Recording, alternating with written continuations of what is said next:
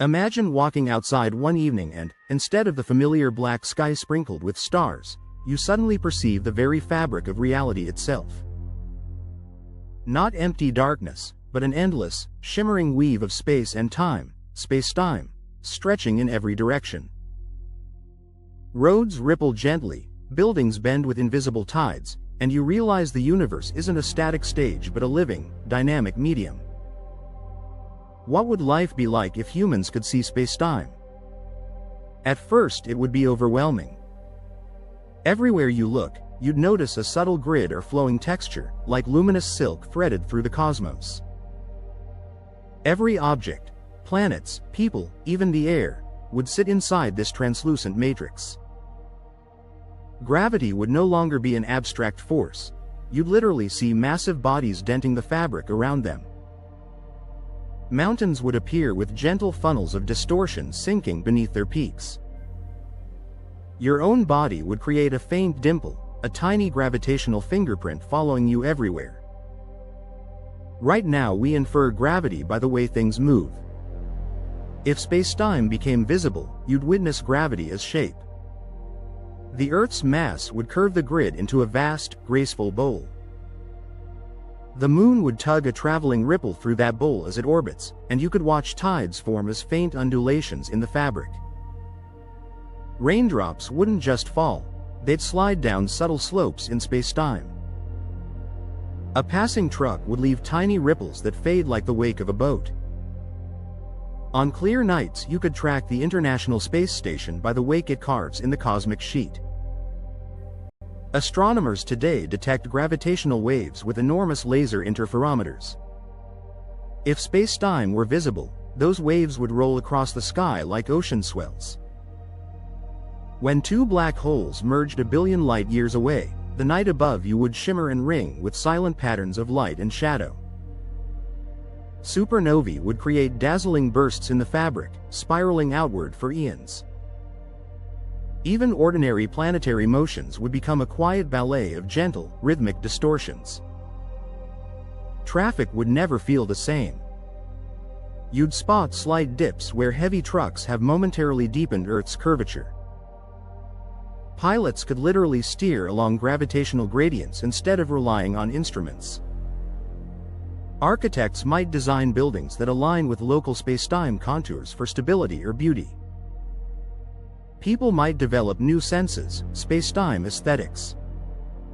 A sunset wouldn't just paint the sky with color, it would reveal rippling warps from the sun's immense pull, glowing softly across the horizon.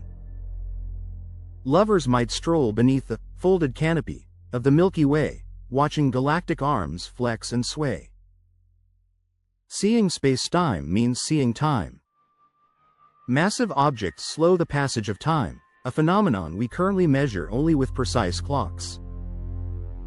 With visible space-time, you'd notice clocks near a mountain peak running subtly faster than those in a valley because the valley sits deeper in the gravitational well.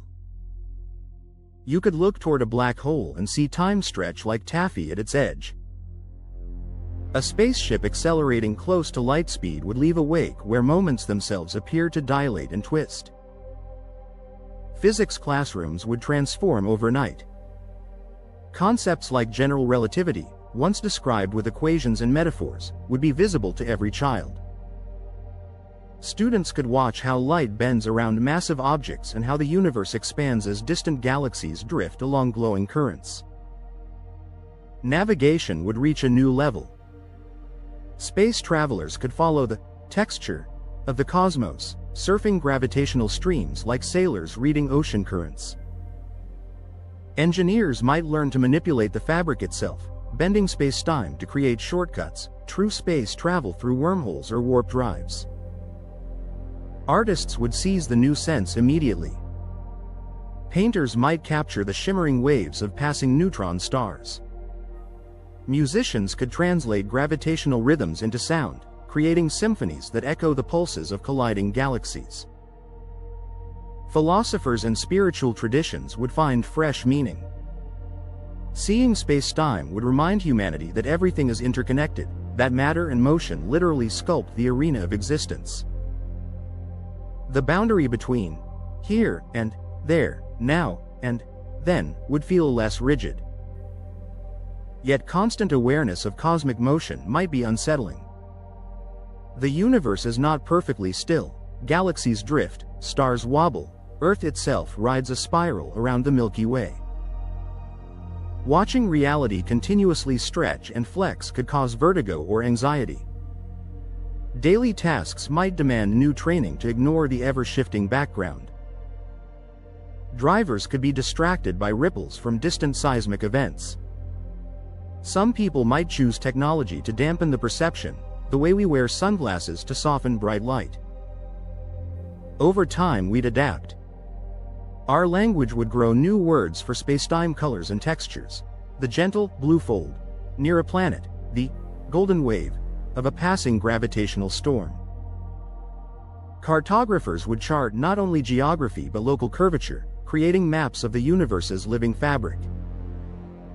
Religions might incorporate these visions, speaking of a tangible cosmic web connecting all beings. Children would grow up knowing, from direct sight, that reality itself is flexible and that time and space are not absolute. Being able to see space-time would erase the last gap between human senses and Einstein's equations. Gravity would no longer be an invisible force. Time would no longer be an abstract dimension. We would walk through the universe as conscious witnesses of the very structure that holds it together. And perhaps, with that constant reminder of our place in the cosmic tapestry, we might treat our world, and each other, with a little more wonder and care, aware that every step, every heartbeat, gently stirs the fabric of reality itself.